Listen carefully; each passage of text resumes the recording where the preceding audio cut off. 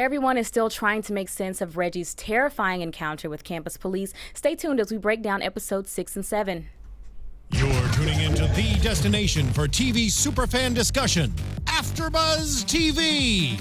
And now, let the buzz begin. I don't like that. Hey, I can't help but watch the video. Hey, right? I can't help but make that ugly face. Right, Because that It's visually pleasing, definitely. It really I know. This goes on too long. Hey I'll just start everyone, up. welcome. Right. Thank you so much for joining us again for the after show of Dear White People on Netflix. I'm enjoying it so much more and more. I find myself falling in love with it more and more.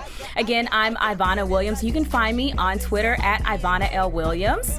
And my name is Raquel Harris. You can find me on all social media at Raquel Harris TV. And we have a special guest. We have Brandon Black joining us today. He played Pastor Cordell. That's right. Yes, That's welcome. Right. Bringing the good word. Yeah. Okay. Yes, thank you for having me. Thank you. Yeah, I know. Thank you for coming. For real. Right. Blessing us. Oh, and we have a new host. Oh my. Yes, guys. Yes. Excited to be here. AfterBuzzers, my name is Nate Miller. You can find me on social media at DogLikeNate. And just like you said, I'm falling in love with this show. It's just, there's so much about it that we can talk about. And you've watched it all. I have. Okay. I actually watched it all last appreciate you, night bro. too. Did you know? Yeah. I Appreciate you. literally, I was on the brink. I'm staying, true to my not. I had to. I know I The want to, episodes but are so short. Yeah. They It's are. infectious. I have to know what happens There's so many next. good cliffhangers too. Yes, I know. Especially with when episode 6 or not 6 but 7 we talk about Gabe, and so now I'm like, oh my gosh. Yeah. But no, I'm What's gonna trying happen? to. Yeah, I'm trying not to. I'm trying to stay true and not watch it all the way. But I might. Yeah, Just so I rewatched it. That was a while ago. Like when it first came out, I burned through it all, and then I went back recently and I rewatched up to where we are now. So I'm fairly confident I won't reveal anything. That we haven't Fairly seen confident. I know. Fairly 99.9%. I'm worried about me. I know. No, but we want Speaking you here. of you, I do want to know, did you have any difficult connecting with the character? Because he's like super religious and he's like always want to pray about everything and just bring you to the Bible. Was there difficulty? It's funny that you say that because, yes, I guess we just gonna get real right now. Go ahead. Hey. I am not of any particular religion. Right. So I was right. I was raised Baptist. I went to private school until 6th grade, and my grandma's Catholic. So I had the extremes. Yeah. So you didn't have a choice but to go to church. Nah. But to know Jesus. It was chapel on Wednesday and then church on Sunday. Baptist church on Sunday? Baptist church so it was on all Sunday. day. Right. Right. Amen. Yeah, and it was a Lutheran school. So I was going to a Lutheran school, had a Baptist family, but with a Catholic grandma. Oh, Right? man. It's so much church. Oh, right. It is. Hey.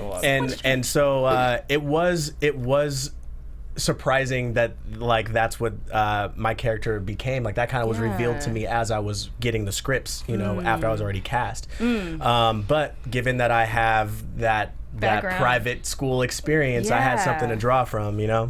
Yeah. That's Yeah. awesome. Wow. Yeah, It is. yeah. It's So- funny to have. I have plenty of friends that always want to pray about everything too, and no shade because I'm a big meditator, so I'm like, Right. You call it prayer, I call it meditating, Right. Whatever, Spiritual. right, Yeah. Right. Absolutely. Definitely. Right. So go ahead. Yeah, No, so go. I was looking on your website and I know that you are like constantly investing in classes and courses, with drama and improv. Do you prefer one over the other? Yeah, I actually this is why I love Dear White People is because they do both at the same exact time. Yeah. Generally, I gravitate towards drama, and it's funny because everyone's like, really? I really think you're a comedy guy, like you're a funny Definitely. person. But I think maybe that's why people think I'm funny is because I'm dead serious, and and they're like, like when I get mad, it's the funniest thing to everybody, which makes me more mad, which makes Yeah. it funnier to everybody Yeah. else. Because they think you're vicious always cycle. joking. Yeah, and I'm like, no, like I'm serious right now, but like my eyes get big. Stop it. Right? Yes. Oh, So Brandon. cute. Right? And I'm like, guys. So, but yeah, Dear White People does the perfect match of both of those things at the same time. Like we hang on these dramatic moments, and then like Joelle will say something funny real quick.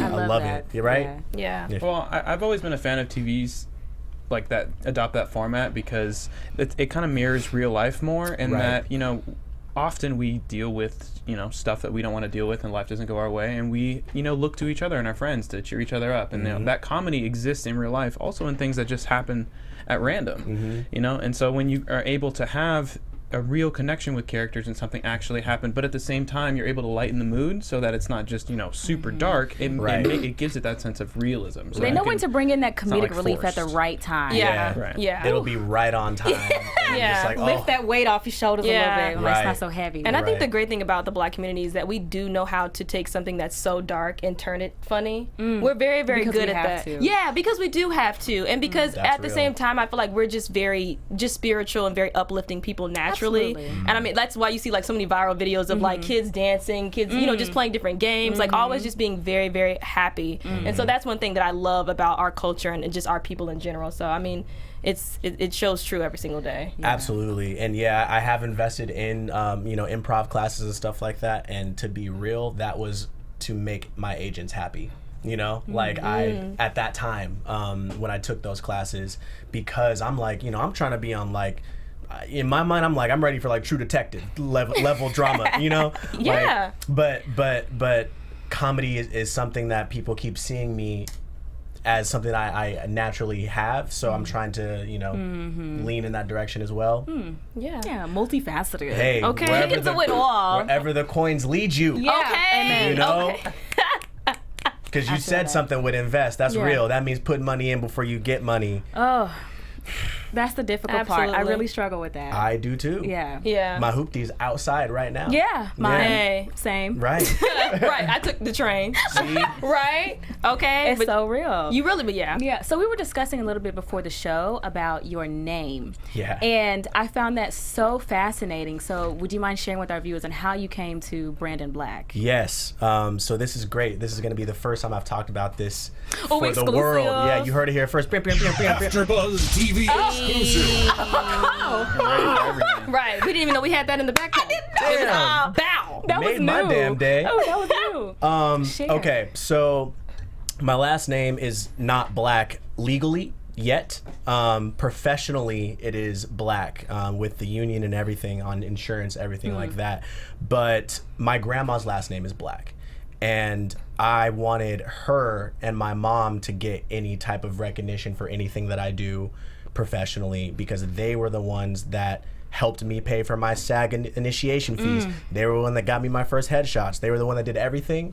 So, whoever else has my real last name didn't do any of that stuff. So I don't want you to have any credit for, right. I know, I can't help but rock a little bit. Right. Like Pops was not really about this, like I was conceited to him. He said I was conceited, but really that was me just trying to focus on, yes, me, but for this, like artists need to be a little bit selfish to get where you're going. Absolutely. And so it's just cool to me to share the last name with my grandma, Zanella Black, right, and my mom. Wow. So I have a question about you saying that you don't have you're non-denominational, right? Yes. Okay, so with you coming from such a strong background and now portraying that in Dear White People, have you spoke to your grandmother about that? Like, how did she feel about that? So, all right, the conversation with family. Yeah. Oh my God. No, that's interesting. Yeah. It's very. Let me tell y'all about being an artist with a family of no artists. One time, right? Okay. So. And I love my family, and of course you just heard that everything I do is for them, right? But my grandma, after she watched the show, which she only watched my episodes, which upset me quite a bit. Yeah. But old people and old Black people, there ain't no filter for what they about to tell you, right? So she was like, the first thing she said to me was, "I wish you had that other boy's role," and I was like, what boy? Because she didn't even know everybody's names because she didn't watch the show all the way. She just saw my episodes. So in hindsight, she wanted me to be Troy's role. And then after that, she said, "Well, I guess I do like that you're Pastor Cordell because I want you to be more like that in real life." Oh, goodness. I know. And again, like she's saying all of this in the most like it's typical grandma loving stuff. way. Like she really means like, I like that is happening for you on the show. I really want that for you in life because I don't want you to go to hell and be, burning forever. Right. That's always my thing because I was raised the same way. I was raised in Christianity and been to multitude of churches, and that's the one thing that I try to express to people is that you can't, you have to. I'm losing my words here, but you have to, be open. Let people come into their own. Right. Yes. You can't, and that feeling of when you do get that anger of like, oh, you're going to hell, like it's wrong to express it that way, but it's coming from a place of how I've been raised, what I know, what I believe in is that if I don't tell you this, you're going to spend eternity in hell. They feel like they're doing a disservice if they don't tell you this. Yeah, exactly. Save you. And as Christians, I mean, that is true to their belief. Exactly. Absolutely. So it's coming from a place, like you said, that she really loves you. Yeah, and even with the role, is it comes in that there's stabbing there. way, but she's saying, I want you to be more successful. Right. You're talented enough. You can, right, exactly. Right. But and I totally get it. And being that I'm not those things, at first I felt maybe a little bit like, I hope I'm not shading people, by because Pastor Cordell's a bit of a hyperbole, a little bit, and very intrusive. Right. Like, I think it fits within the nature of the show because so many of the characters are stereotypes. Right. They fit a role in order to send a message. So he has to be more than just exactly Cordell, who's like, I'm a pastor, but I'm also like hanging out. He's got to be grabbing your hand and praying with you because that's my job in the show. Right. And when I realized that that's what I'm doing, I was like, I'm not making fun of anybody. I'm shedding light, as everyone else in this show, on a type of person that does exist. And also the way people see and perceive that type of person, too. Exactly. Yeah. And it's just a different area in the Black community as well. We have that devout Christian Black person who's constantly trying to save you from the devil or from something evil that's happening. I wonder if they're gonna, because I haven't seen it all the way through, but I feel like also one thing that they could touch on too is I'm losing my word too. Of what, like when you step on a crack, what's the word for it? Being like when you walk under a ladder. Superstitious. Superstition. I feel like it's very. I don't know. I feel like superstition is very prevalent in the Black community. Like splitting the pole. Goodness. Oh my gosh! And I'm the rebel that's like, I'm not gonna do that. Like just split the pole. Right. It's not gonna do anything. God got me. Right. But no, right? And that's really how you're supposed to think. But it conflicts, and it's just very, very weird. It is weird, and I think it's like what you said is maybe because we have to. Like I think when you were trying to survive, you might start, believe in other, not that people grasp religion just to survive, although I think that's a factor. But us in particular, I can see why you might come up with some weird superstitions. It's like, look, I don't know why this is happening, but stop walking under that ladder, and maybe this shit'll stop. Right. It's like we need something to lean on. We need faith in something. It's so personal. I've had those conversations. Yeah. And it just made me more angry. Yeah. No, I actually, on another show, on Greenleaf, I had talked about how I want to be rebaptized because I want it to be my choice. As an infant, you get baptized because you do it. Your choice. Yeah. You're an infant. You're not even aware. That's my biggest issue with all forms of religion is like, and again, it comes back to if you had a child and it's your firm belief that if this child is not baptized, he's going to spend eternity in hell, you'd probably baptize your child and raise him that faith, right? But then again, to bring someone who is not even a person yet, don't know what they want, let alone what they want to believe in, at that point, then it's like, well, when is it a choice? And if it's not a choice, is it really faith? Right.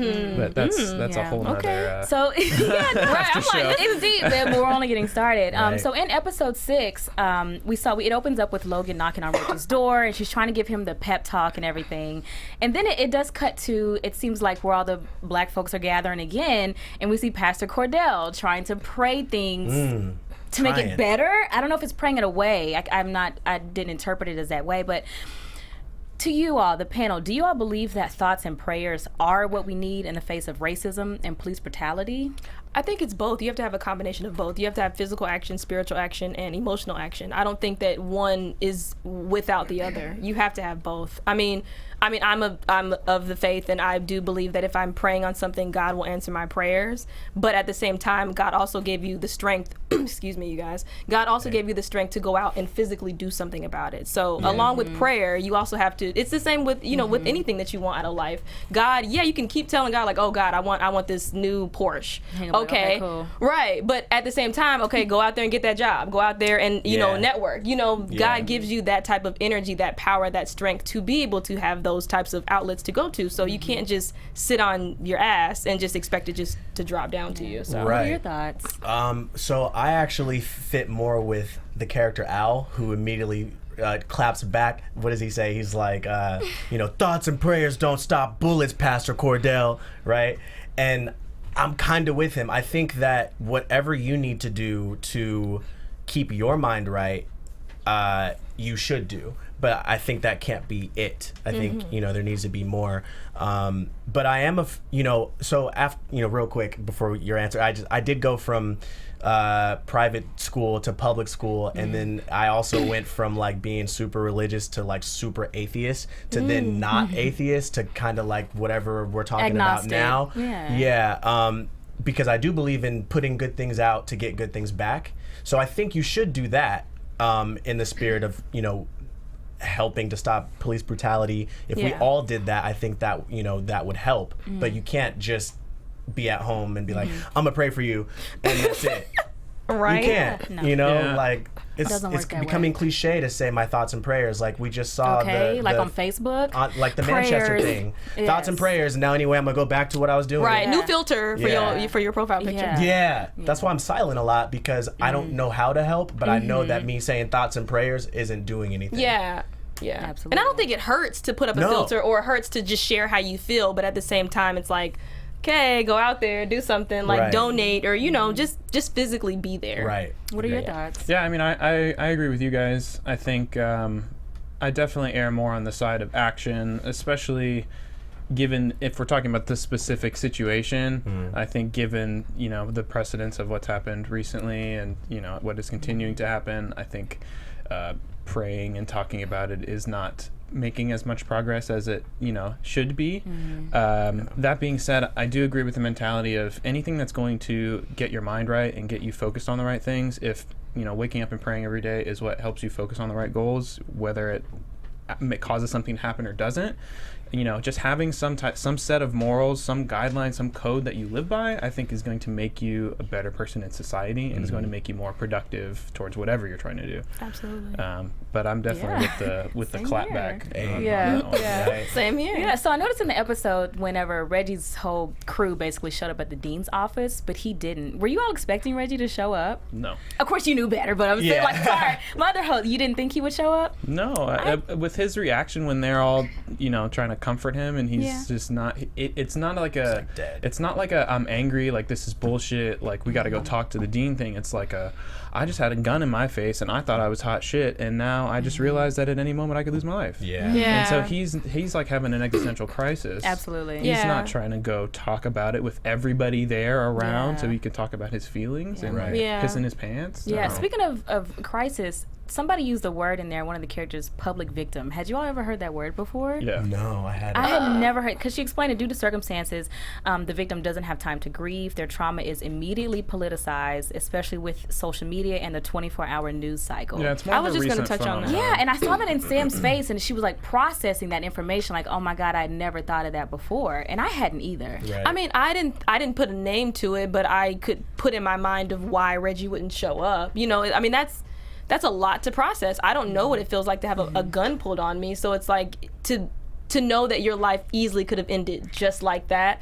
I feel like that's something that you kind of need to sit on. If anything, I wish if I were Sam, I would have done the same thing when it comes to going to him and trying to make sure that he's okay. I mean, not Sam in particular. It may not have had to have been Sam, but I just feel like in those situations, some people could be suicidal. Some people could be really going through an emotional breakdown. And so for me, knowing, I mean, just the person that I am, I would want to just bang on his door, like, please, just like let me in, like talk to me, like just show me that you're okay. Well, I think the feeling is helplessness is what it is. Because Yeah. I having been confronted by police officers before, and I don't even look threatening.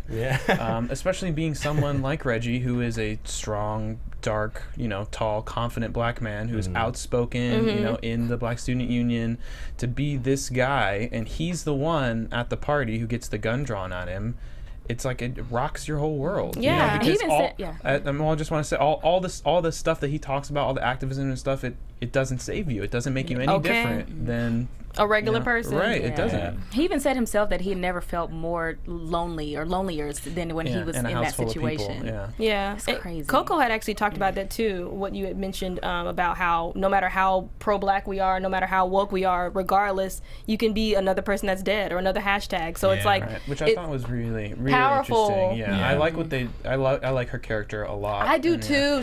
I feel like she's the most honest, not honest in the sense of she's dealing with her own personal issues with trying to be black and accepting her blackness, but when it comes down to those sensitive moments, she shares it, and it's raw, and she tells it like it is. And the way she had checked Sam, like, you as a light-skinned person on the radio show, why are you dragging another black person? You as a light-skinned person have a privilege, and why are you're not understanding your own privilege? You're doing a lot of backlash on the black community, and you don't even realize it. Right. So at the same time, I mean, yes, I agree with you. I love Coco's character because to me she is she's very raw. She's tell it like it is, and she's very accepting of her own flaws. She'll openly say, "Yeah, I want to wear a weave because I don't like my nappy hair," and I like that about her. So I mean, I think she also embodies a lot of one of the ideals in the show of the way the black community interacts within itself. And I think that's what I try to tell people, because I have a lot of white friends,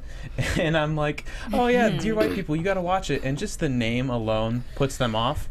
And too bad. But I think it's to a point when I try to explain based on, like, you know, her show and stuff, it's not about the white people, it's about us. Right. It's about how we react to racism and how we're racist within our own self, you know? And just like the way that they react to Gabe and stuff. So with Coco's character, just like you said, the way that she's honest, not only with the group but with herself too, it's not only refreshing, but it kind of puts into perspective a lot of the other characters and how they behave, and how they behave that way, but they're not honest with themselves about why they behave inclusive. That way. Yeah. I liked seeing Reggie take control of it eventually. Like, he spoke whenever he wanted to, and the way he chose to speak was through spoken word. And but before that, what did you all think of that white ass interpretive dance performance? Oh my God. I was like, was it not a failure? I was so weak. No, really. I was so pissed off that she dabbed at the end. I was like, I'm gonna cut the show off. No. And I like how Sam was like, I think, how many cultures did she just appropriate? I think it was 8. I counted. And I'm thinking to myself, I think it's 8. I counted. I'm like, what is going? And literally, but I feel like every single person, if they were another black person in the room, just you have to look at each other like, you know, those moments where only black people like we mentally are like, this is some did you see that? Y'all seeing this bullshit? Do you see this?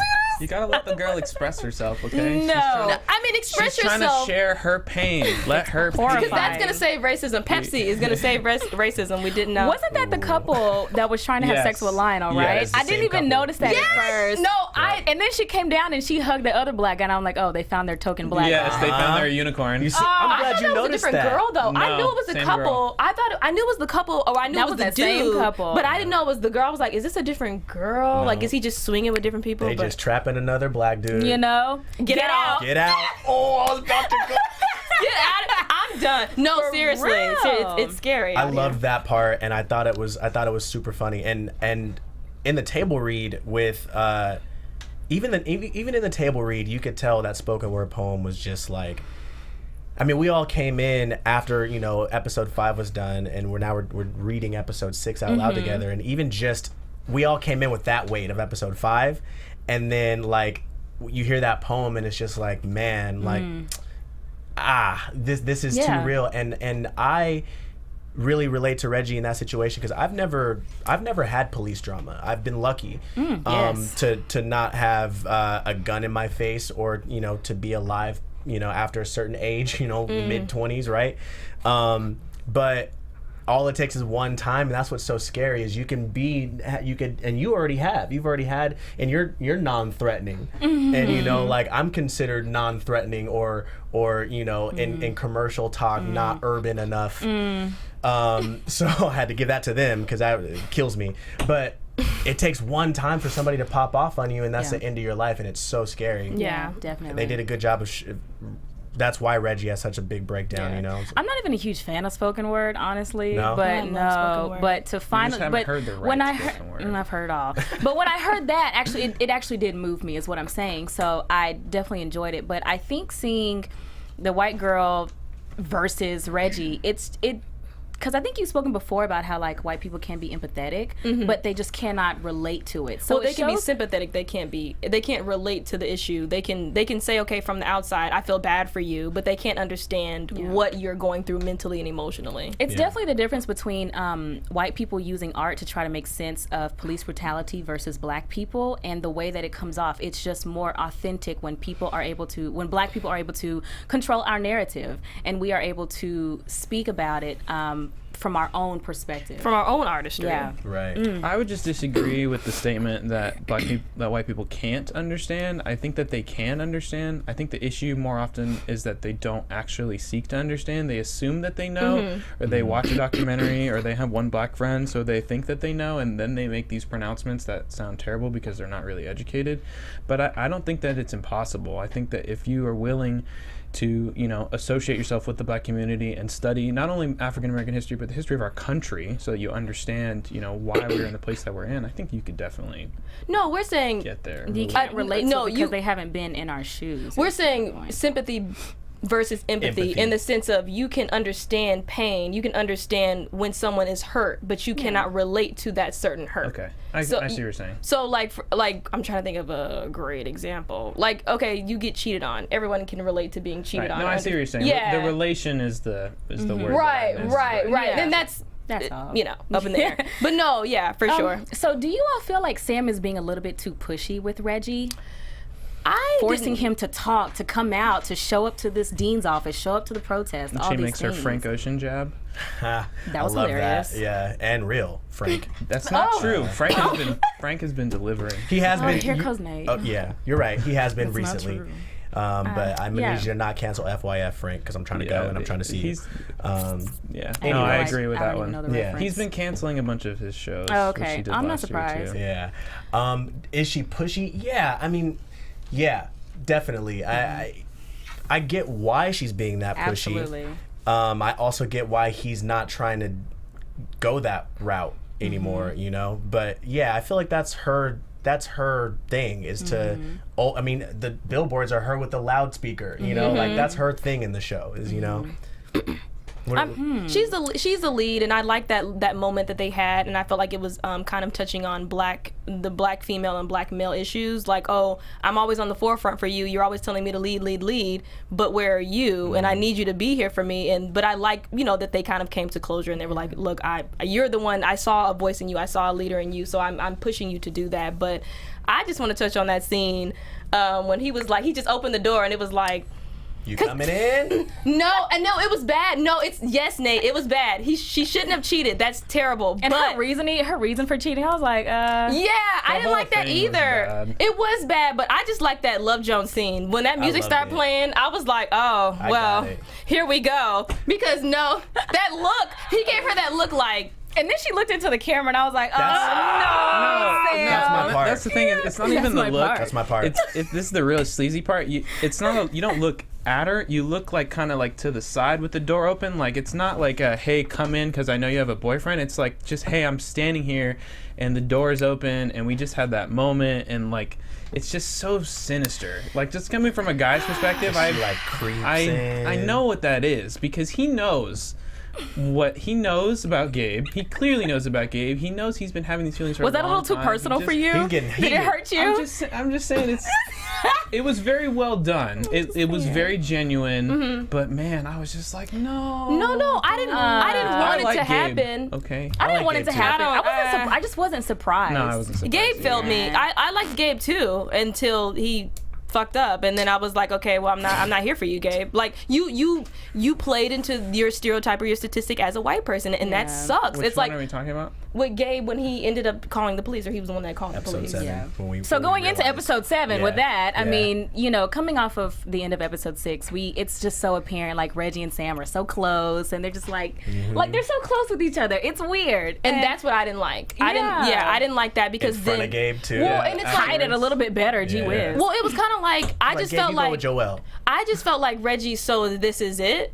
Like, so we just had a one hitter quitter, and now it's just whatever, and now you're cheesing, now you're smiling. Like, there's no extra, like, oh, I want to be with you. That's what I didn't like, because I felt like, okay, so this is what you were here for. This is what you've been waiting all semester for. This is I saw it the other way. I saw it as like him like gloating over a victory. Like no, it was. But not just like a singular thing. That's why he was like cozying up to her, because it's like we're together now. At the end, and like when they grouped her. each other together and stuff too. Yeah. I think he's seeing as more as like a, you know, Gabe's old news. I'm new hotness. You know. Oh, well then where was he the rest of the episode? Nope.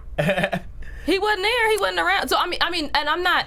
From a woman's perspective, if Sam was going in there and she's just like, "Look, I'm just trying to cheat," okay, then that's fine. But do you want to be with Gabe, or do you want to be with Reggie? Like, what's because you ended up still kissing on Gabe afterwards. In the beginning, what killed me though was when Reggie was like, "Thanks, I got what I needed." Yeah.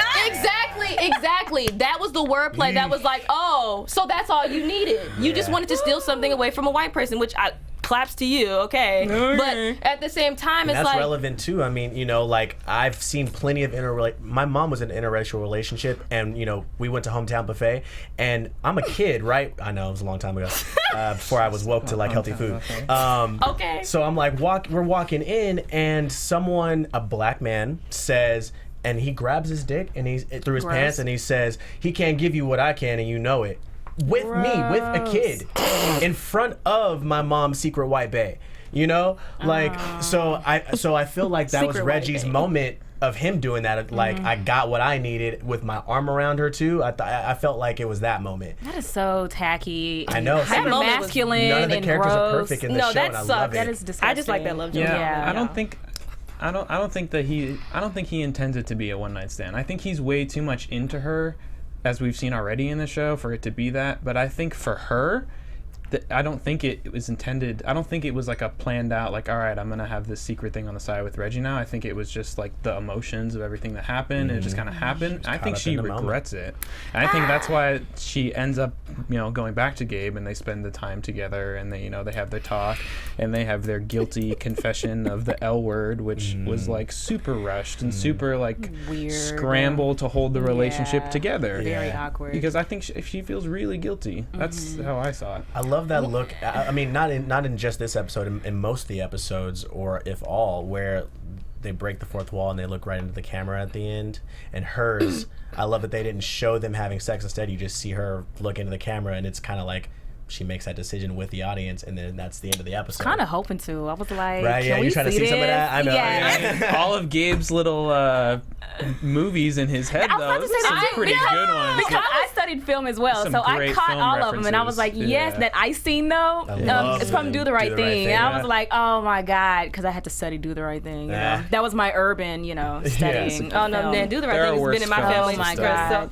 That was perfect. And bless him, because clearly he's driving himself crazy, but he's interpreting it in like different film scenes and stuff, and that was like brilliant this to me. hipster white dude, He's so and like white. the actor that plays him is a lot like that too. So it was kind of fun to watch, because Watch him play himself. Because John Patrick knows a ton of movies, and he knows a bunch of different kinds of music, and so to see.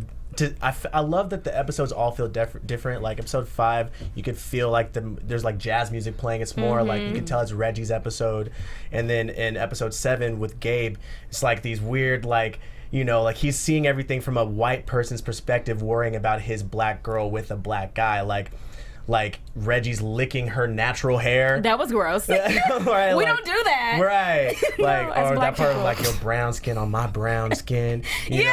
know? Like, we don't say The that. black So exploitation extra. one The black switch, was I the loved best one. it. I feel Oh like my that's why she slept with God. him. I feel like she felt like she was missing out on something. She like needed some of yeah, that cocoa. Do we really think that she never slept with a black dude before Gabe? not No, it's necessarily not that. not a black dude before him, just it's- specifically Reggie. Yeah, well, I mean, I think it's more so.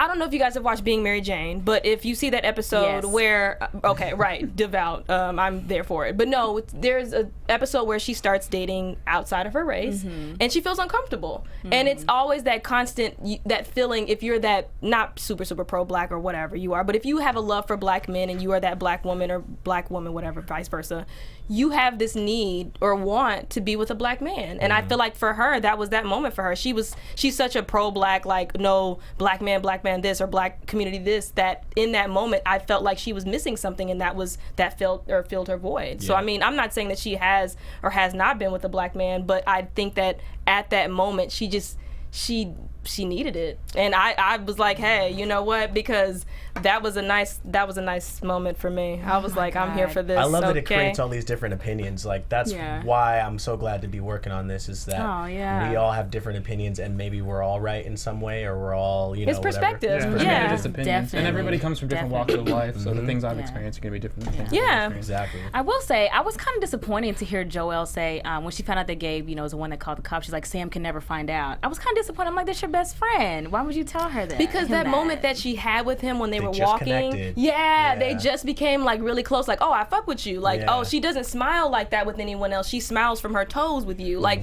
she was trying to understand or relate to him. And even though he was a white person, she's like, you know what? I'm gonna try to give you a chance. Right. And you became a statistic. I don't know. I'm more like but your loyalty though. I am sorry. I don't really think that Gabe did anything wrong. It's not that he did anything wrong either, but it's just what came out of it. Well, my God. The only thing I think he did wrong is just the fact that he hid it and felt guilty about it. He should have said, hey, I'm the one who called the cops. I'm so sorry. I didn't expect this to happen. I'm ignorant. Whatever the conversation that comes after that. Right. But the whole reaction, especially at the end of the episode, that comes where everyone is like just giving him shit and laying into him. I was not about that. I just don't like. I don't feel like you should bully him. No, don't bully him. That's a waste of time. But at the same, it's not like and you hear the call. It's not like he's like, hey, there's some Negroes over here with some thugs with some guns, and come save us. Well, but it's the same way he approached Reggie in the room when they were watching defamation. He said something that was ignorant. He didn't have to say, oh, I'm afraid of you as a black man. He said, are you gonna? It's his. I just rewatched that episode. You have to go back and look at how Reggie approaches him, because Reggie comes at him super aggressive. No, he doesn't. Yes, he does. No, I didn't think it was aggressive. We can agree to disagree. Thank you. So you didn't think it was aggressive? If he did that to me, I thought Reggie was pretty aggressive. If he did that to me, I would have said the exact same fucking thing. And I also think that the way he responded was accurate. He's super aggressive, and he goes, "What? What are you gonna do? Hit me?" He doesn't go, "Oh." He doesn't go off on him. But he's not standing. He's correctly. He's not standing up yelling at him or berating him. He's just saying, "No, I don't like." I'm in a calm, civilized, inside voice. No, I don't like you. Why are you telling me, oh, I'm gonna hit you? I should hit you for thinking that you're gonna hit me. You have preconceived notions of me as a black person, and you associate aggressiveness with being black. I think that's. So you would have forgiven Gabe? I think that's projecting. I think that is a situation of where he's saying, because I'm black, this is why this is happening. Whereas even if that guy was white and he stepped into an all-white house and they were watching some show and he made some comment and he turned around and he approached him that aggressively the same way, he would go, "What are you gonna do? Hit me?" Like.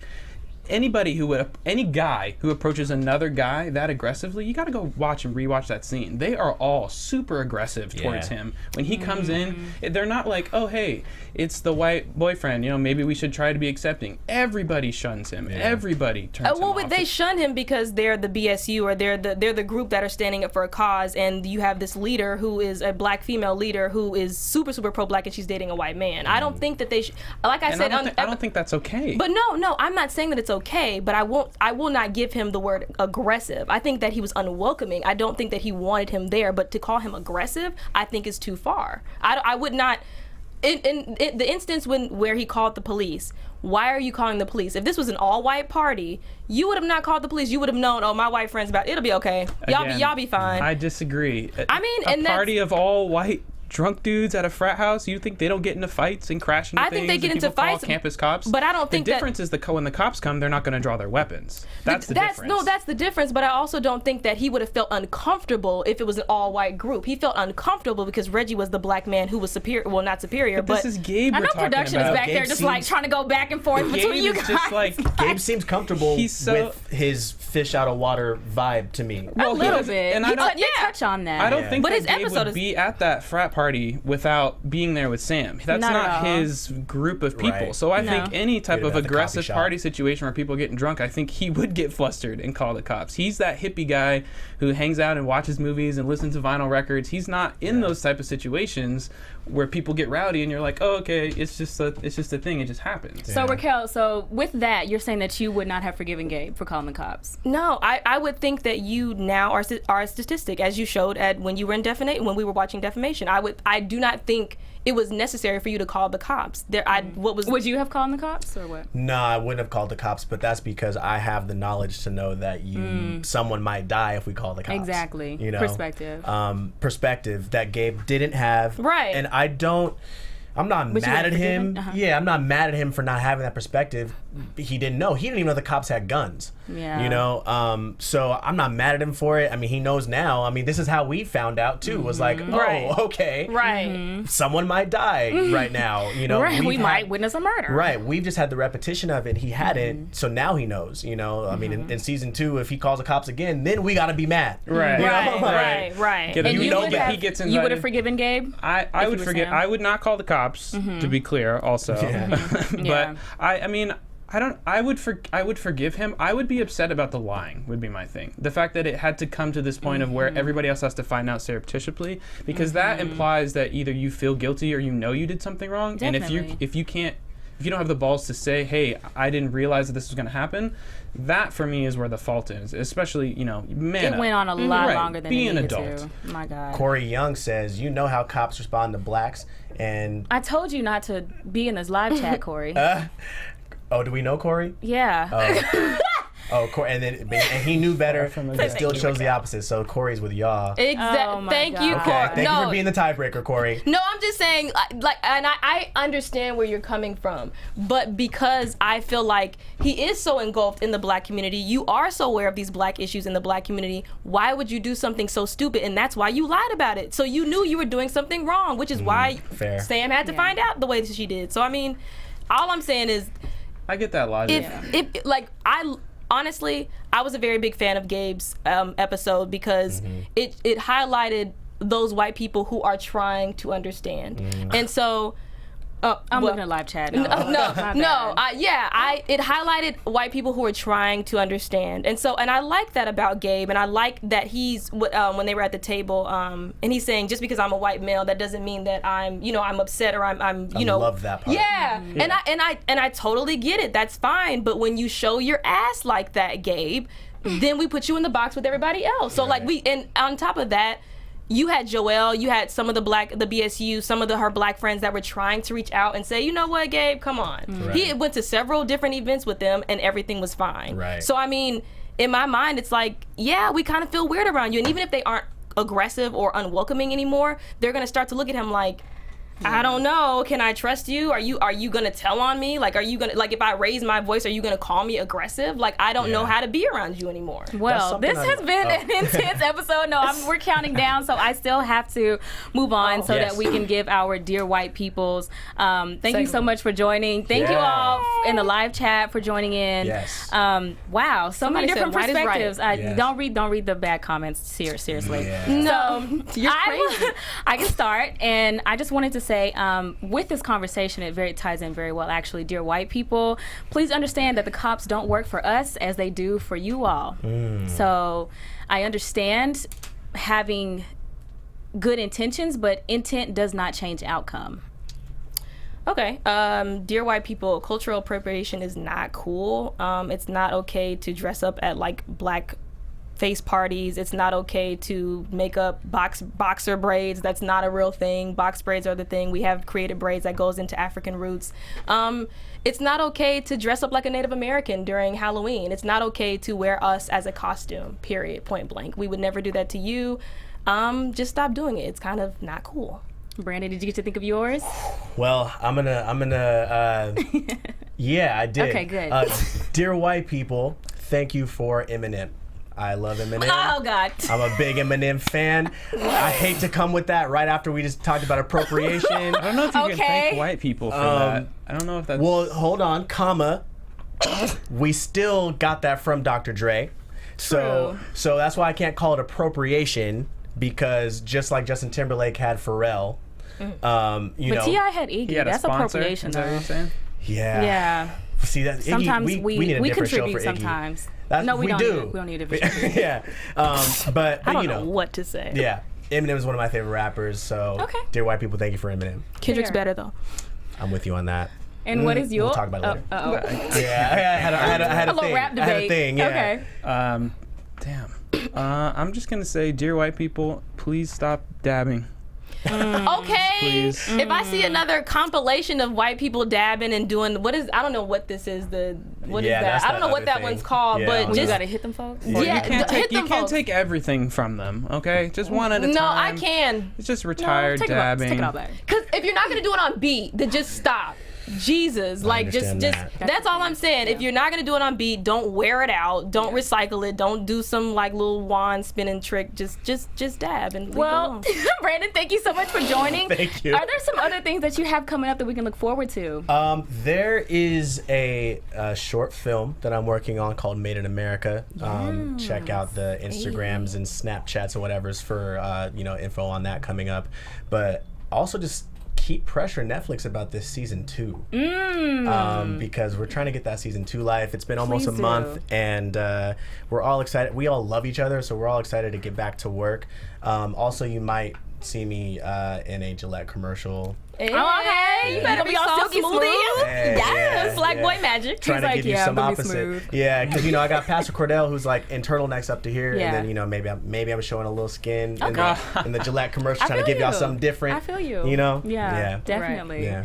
All right, well, everyone, thank you so much for joining here on the Dear White People After Show with AfterBuzz TV. Again, I'm Ivanna Williams. You can find me on Twitter at Ivanna L. Williams. And really quick before I do my outro, Easy Malone, Black Cowboys, that's not your thing. Cowboys came from Hispanic culture and Native American right. culture. Sorry, I had to check you real quick because you are not knowledgeable. You can find me on all social media at Raquel Harris TV. Hey guys, Nate Miller. You can find me on social media at Doug Like Sorry. Nate. All right, thank you so much for joining us. Bye. Bye.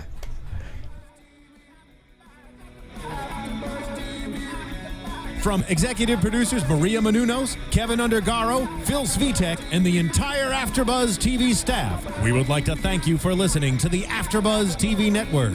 To watch or listen to other after shows and post comments or questions, be sure to visit AfterBuzzTV.com. I'm Sir Richard Wentworth, and this has been a presentation of AfterBuzz TV. It was that same person. AfterBuzz. See you later. The views expressed herein are those of the hosts only and do not necessarily reflect the views of AfterBuzz TV or its owners or principals.